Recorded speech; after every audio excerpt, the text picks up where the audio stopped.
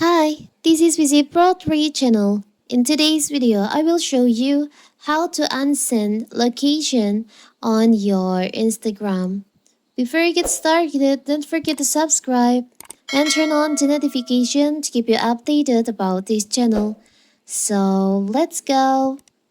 If you're meeting up with friends or heading home, sharing your location through DMs can be a widely useful feature and safety method for all ages.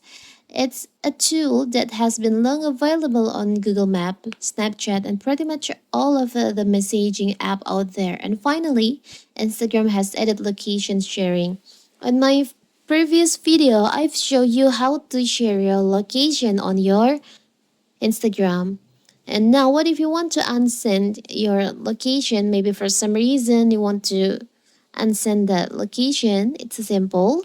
So first of all, first how to open our Instagram. Now you can just go to the DM section, tap on the conversation that you want to unsend the location. For example, we'll unsend this location. You can just tap and hold on the location and you'll find there is an option unsend. You can just tap on that. So now you have unsend that location. That's your location with your friend on this conversation. So simple, right? So that is how to unsend location on your